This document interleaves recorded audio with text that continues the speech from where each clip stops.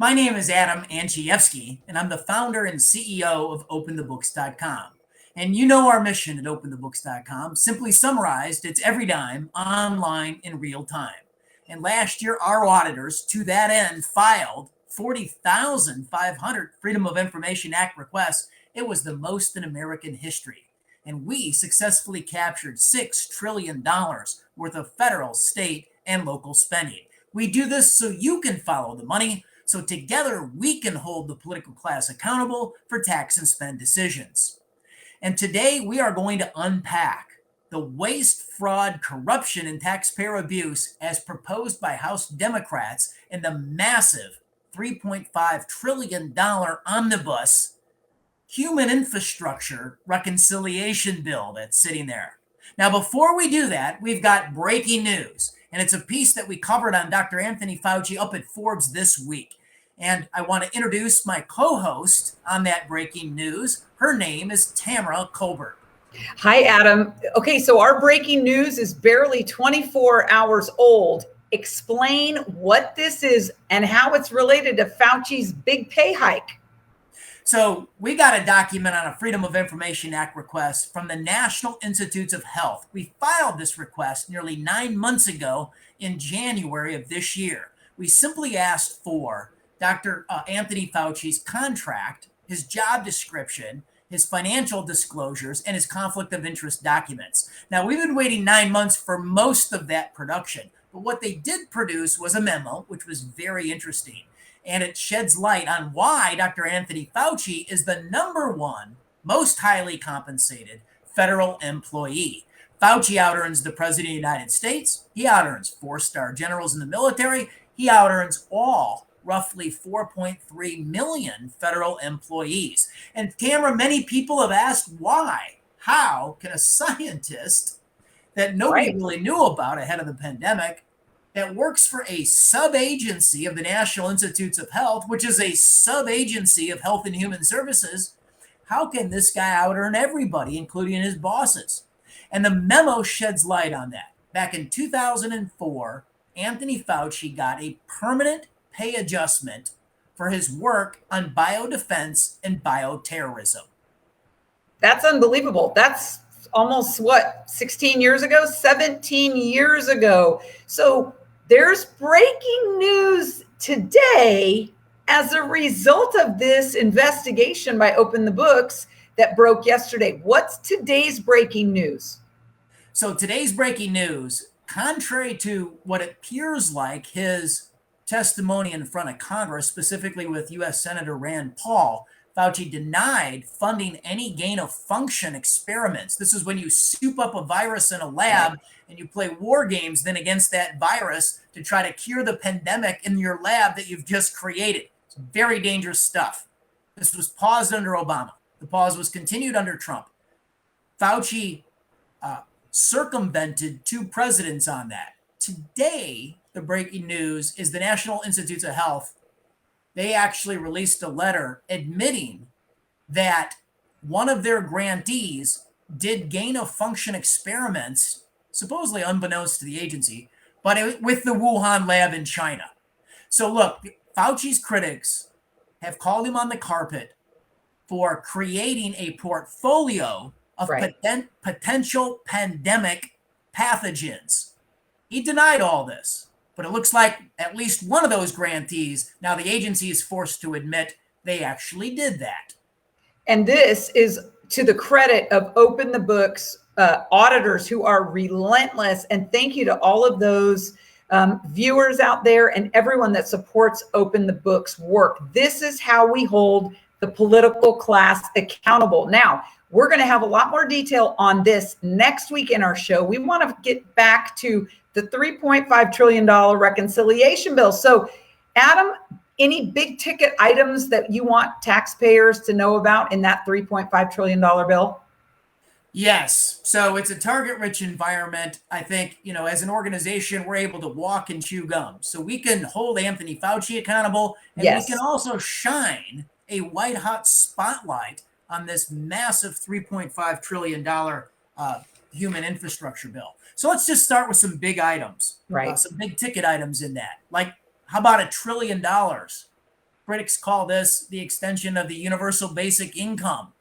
And it's $1 trillion to extend the turbocharged child tax credit from $2,000 per child to $3,600 per child.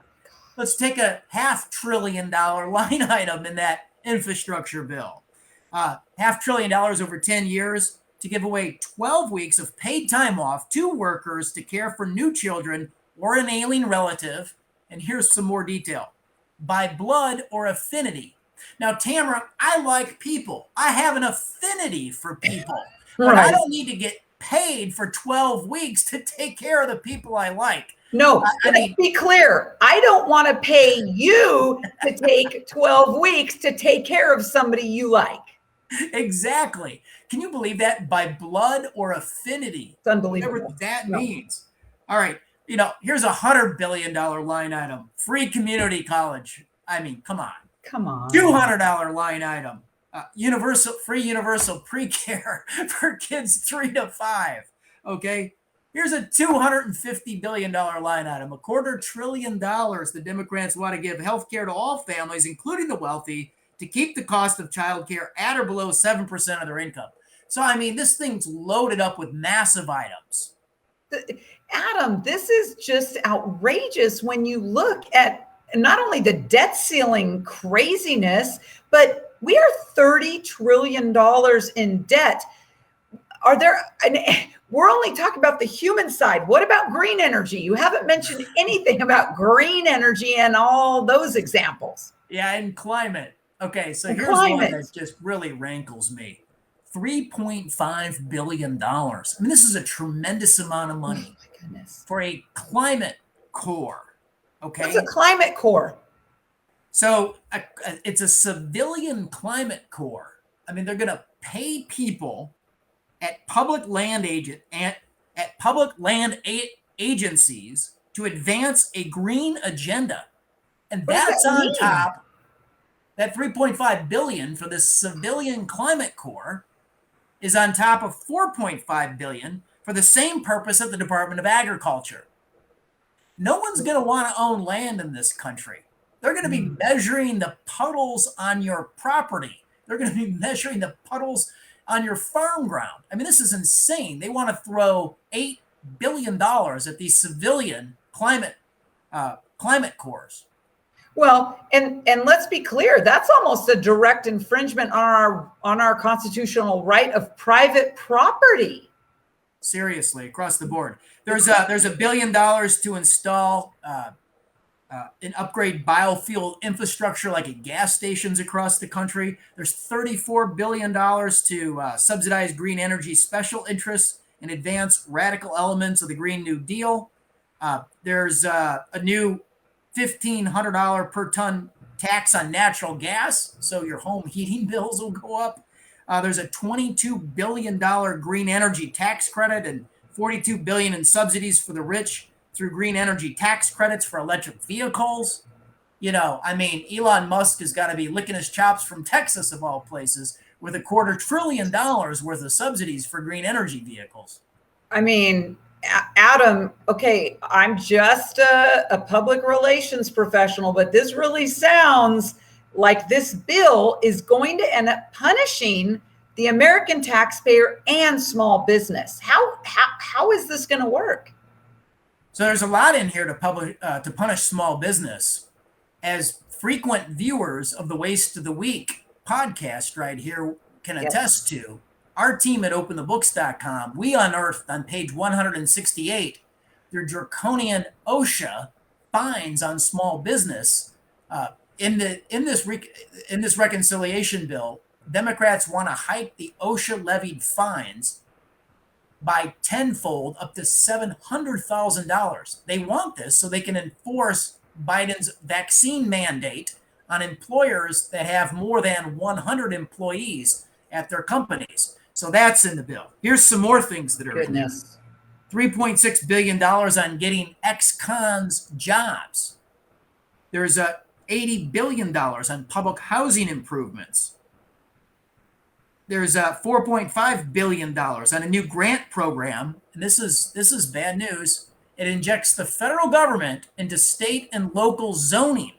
Okay, so if you live in a big house, you're taking more, Tamara, than your Yes. fair share of energy. Right. You're going to have to take on renters in your home.